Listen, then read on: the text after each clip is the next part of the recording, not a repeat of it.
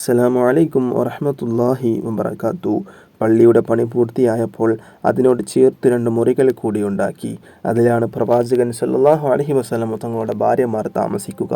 ആദ്യകാലത്ത് ഇശാ നിസ്കരിക്കുമ്പോൾ പുല്ലു കത്തിച്ചു വയ്ക്കുമായിരുന്നു വെളിച്ചം കിട്ടാൻ. പിന്നീട് പള്ളിയിലേക്ക് ഒരു വിളക്ക് വാങ്ങി. ഇശാ നിസ്കരിക്കുമ്പോൾ അകത്ത് കത്തിച്ചു വെക്കും.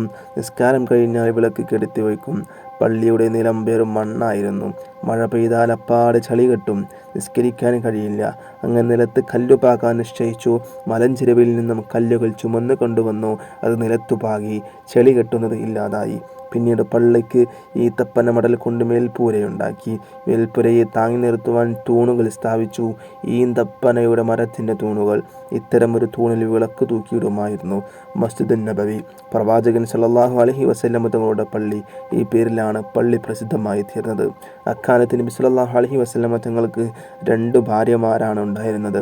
സൗദ റളിയല്ലാഹു അൻഹ, ആയിഷ റളിയല്ലാഹു അൻഹ. അവർക്ക് വേണ്ടി 2 മുറികൾ പള്ളിയോട് ചേർത്തുണ്ടാക്കി. ഇഷ്ടികയും മണ്ണും കൊണ്ടുണ്ടാക്കിയ മുറികൾ. ഈത്തപ്പന കൊണ്ടുള്ള മേൽപ്പുര. മുറിക്ക് 6-7 മുഴം വീതിയുണ്ട്. നീളം 10 മുഴമുണ്ട്. വാതിലിൽ കമ്പിളി വിരിയാക്കി തൂക്കി. എത്ര ലളിതമായ ജീവിതമാണത്. ഒരിക്കൽ ഏതാനും അൻസ്വാരി സ്ത്രീകൾ അബൂബക്കർ സിദ്ദീഖ് റളിയല്ലാഹു അൻഹുവിൻ്റെ വീട്ടിൽ ചെന്നു. ആയിഷ റളിയല്ലാഹു അൻഹയെ പുതുമണവാട്ടിയായി കൂട്ടിക്കൊണ്ടു പോകാൻ വന്നവരാണവർ.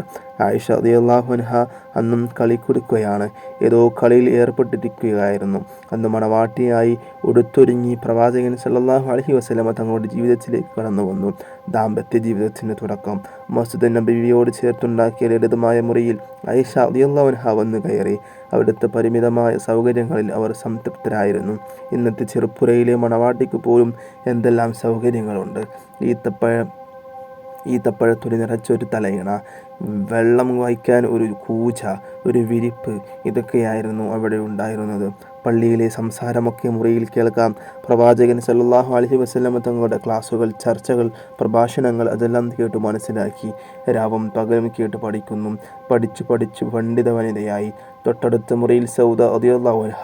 അവർ വാർദ്ധക്യത്തിലെത്തിയിരിക്കുന്നു. പ്രവാചക പത്നിയാവാൻ കഴിഞ്ഞതിലുള്ള സന്തോഷവും സംതൃപ്തിയുമായി അവർ കഴിയുന്നു. പള്ളി ഉണ്ടായതോടെ സന്ദർശകരുടെ തിരക്ക് വർദ്ധിച്ചു. അടുത്തു നിന്നും അകലെ നിന്നും ആളുകൾ വന്നുകൊണ്ടിരുന്നു. ഓരോ വിഭാഗത്തിനും അവരുടെ മനഃശാസ്ത്രമനുസരിച്ച് ക്ലാസ് എടുക്കുന്നു. മലഞ്ചെരുവിൽ ആടിനെ മേച്ചു നടക്കുന്ന നാടൻ അറബിക്ക് അവരുടെ ഭാഷയിൽ, ഗോത്ര നേതാക്കൾക്കും സംസ്കാര സമ്പന്നർക്കും അവരുടെ ഭാഷയിൽ. ആയിഷ റളിയല്ലാഹു അൻഹ എല്ലാം കേട്ടു പഠിക്കുന്നു. ഭാര്യ മാത്രമല്ല, നബി സല്ലല്ലാഹു അലൈഹി വസല്ലം തങ്ങളുടെ ശിഷ്യയും കൂടെയാണ് ആയിഷ റളിയല്ലാഹു അൻഹ.